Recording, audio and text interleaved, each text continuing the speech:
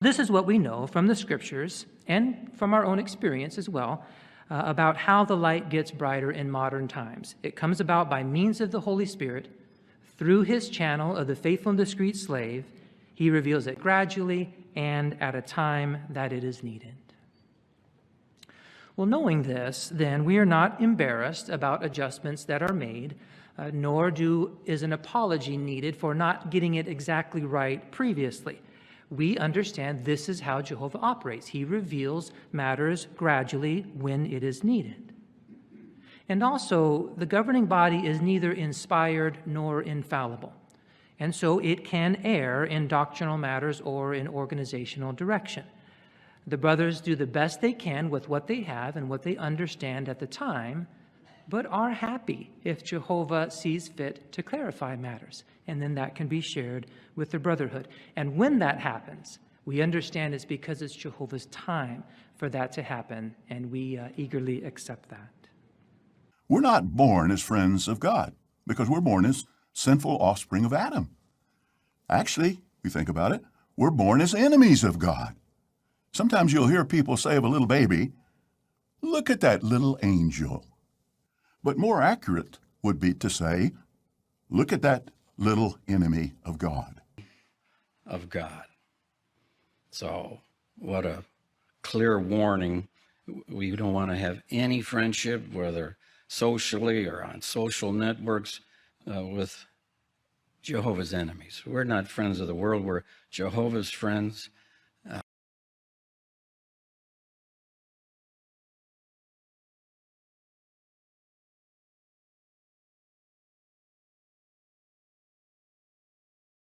Fire would be a suitable means of eliminating such refuse. Now, this point, what the fire did not consume, the maggots would. Now, I don't know if you know much about maggots, but you see a whole bunch of them.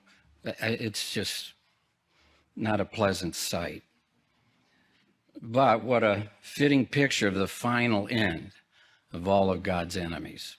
Sobering, yet something we look forward to. However, the apostates and the enemies of Jehovah would say, "Well, that's gruesome, that's despicable. You teach your people these things?" No, God teaches his people these things. This is what he's foretelling.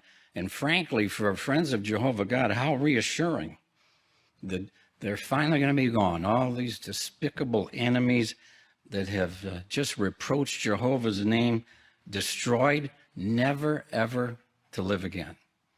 Now, it's not that we rejoice in someone's death, but when it comes to God's enemies, finally, they're out of the way, especially these despicable apostates who at one point had dedicated their life to God, and then they joined forces with Satan, the devil, the chief apostate of all time.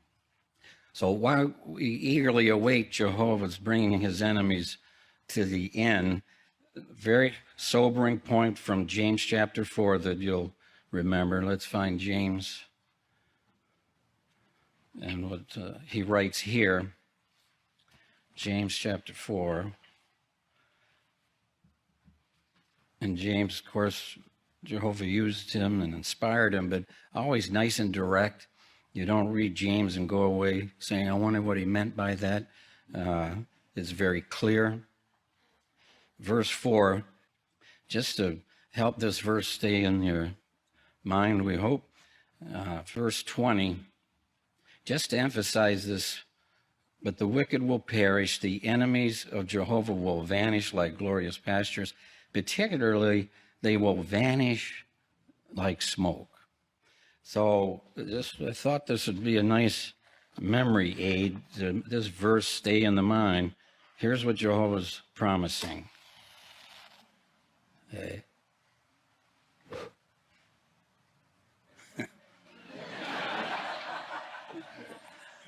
As Jehovah's enemies, they're going to vanish like smoke.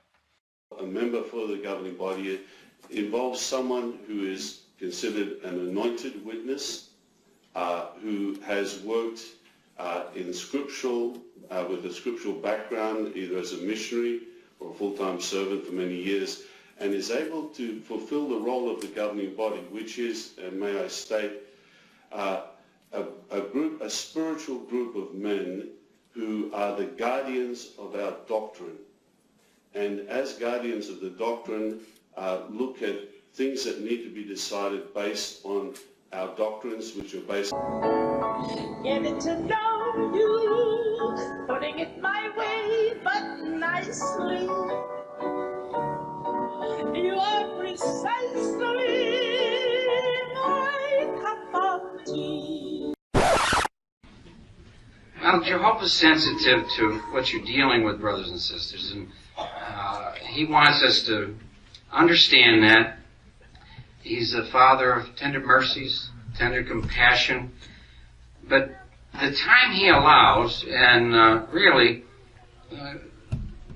nearly 40 years have gone by since I'm in the truth, it doesn't seem like that long because I've been so busy. Every year. And that urgency, thankfully, has never left. Because really, that's not much time. And now, it's just very, very concerning for me. You see, I was in Vietnam, a medic in that war. I've seen what happens to humans when they're mangled. You see it on TV and some of that. Well, till you smell human flesh burning from a helicopter crash.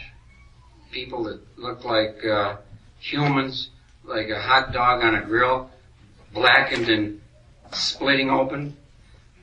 I know what's coming at Armageddon. A lot of dead people.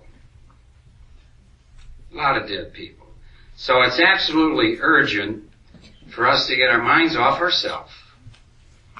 And let's get out there and help as many as we can, because when it comes, it's going to be numbing for you. You think seeing a deer mangled on the side of the road from a truck that hit it is upsetting? You see humans like that. So it's going to be numbing.